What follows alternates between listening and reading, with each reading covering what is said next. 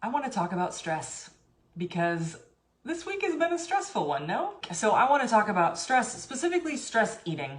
I have talked to multiple people this week that told me that they would love to dive in headlong into either a glass of something strong or a bowl of something very salty. It is understandable and problematic if you're wanting to lose weight. It's understandable using food rather, as a coping mechanism because more often than not, when we're feeling stressed, what we are looking for is a change in state. So you're feeling this pressure, right? In my body, when I feel stress, I can feel it around my heart area. Sometimes I feel it in my stomach. It just kind of depends on the tenor of the stress, we'll say. But I feel it's like a knot in my body, and it's this tension. It's like I have no space. I just feel locked up. And when I used to stress eat, what that would do is as soon as those chips passed my lips, or as soon as I ate that piece of ice cream or whatever it was, I could chemically feel my body changing. That is what I like to call positive intent. We believe that every behavior, regardless of the behavior, is positively intended. That means nobody wakes up in the morning and decides, you know what, I'm going to do something really, really bad and evil for the world. Nobody chooses that. Everybody has some kind of positive intent. It's just sometimes that it's at odds with other people's positive intents. If you are stressed and you're eating to cope, that is completely understandable because, as I said, we need a state change. So we need something to happen physiologically in our bodies, and we need something that's dependable. If you recall back during the shutdown in 2020, so many people struggled with weight gain because we were dealing with a lot of stress. And here's the positive thing about using food as a coping mechanism. Food never lets you down. It is what it is. It shows up. It's there. It shows up. You buy it. It's there.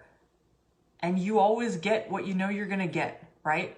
It doesn't say one thing and then do another. It doesn't ghost you. It's not mean to you. It doesn't do anything back to you. It just shows up. It's food. Its intention is to nourish you. That's all it's meant to do. And so that's really, really easy, especially if you have a lot of people in your life that you've taken a lot of crap from, or for whatever reason you just don't trust the relationships that you're in. Food can be very, very enticing as a dependable coping mechanism. Of course, the problem is food is not meant to be a coping mechanism. Its intention is only to nourish. And on some level, there is a diminishing rate of returns with food. So if you're eating more than you need, it starts to do bad things to your body. And so that's why, even though the intention of stress eating is positive, you're trying to cope, you're trying to help yourself, the result is not what you're wanting, right? And so we have to up-level that somehow, because here's the rub of all of this. If you are wanting to lose weight and you struggle with stress eating, at the heart of that, you are basically signing up. Like if you are actively deciding, I'm going to lose weight, I'm going to stop stress eating, you are actively signing up to remove something in your life that you find dependable, that you depend on. I haven't known anybody that started the journey, failed, who didn't know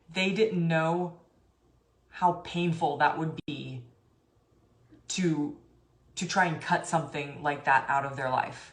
So whether it's food, whether it's alcohol, any number of those things, if you're wanting to lose weight and you struggle with too much stress eating or stress drinking, for you to lose weight, you have to find a different coping mechanism. That has to be acknowledged. Like, you must acknowledge that if you are going to succeed. Because I don't know about you, but if someone tells me, hey, Sarah, do you want to lose weight? I do. Yeah, that'd be great. Cool. Okay. For you to lose weight, you have to stop doing this thing that you absolutely love doing. Like, you just have to quit. Do you still want to lose weight? I might say yes But there's always going to be a part of me, if food is what I depend on to deal with stress, there's always going to be a part of me that's like, no, hard pass. I'm good. Thanks. So I might be that person that says one thing and does another, right? So that's really the first thing that has to happen is we have to acknowledge what is required of us if we're going to make that leap from I just want to lose weight to, okay, I'm going to lose weight. I'm going to follow this plan now and do this thing. And we absolutely don't do it by just saying, okay, cool, stop enjoying your life now, or else we can't succeed. So what I would offer you is, number one, acknowledge if food or drinking is something that is really big for you and you know it. Acknowledge that first. And quite frankly, as best as you can, be okay with it. Forgive yourself even, because that's a very human need. Like, it's a human need to find something that we can depend on when we're stressed and overwhelmed. That doesn't make anybody a bad person if they do that. So number one, acknowledge that. Number two, forgive yourself for that. And even if you can't, even if you know there's a part of you that's very ashamed and just very like, no, I hate this about myself, just ask yourself, what would it look like if you did forgive yourself? And then the third step that I would offer you is begin to compile a list. We'll call this a daydreaming list. A daydreaming list of all the things that you could think of that would just feel amazing to do that don't have to do with food. So a few examples would be get a massage. Massages feel great to me. It might be going on a walk with a friend. It might be trying something completely new and physical like rock climbing, or maybe you schedule a date to go with yourself to go do stand-up paddling down at the lake. Or maybe it's you schedule a date to go to a library and just read. Just read or journal or color or something, something that you just enjoy, and just have fun with that.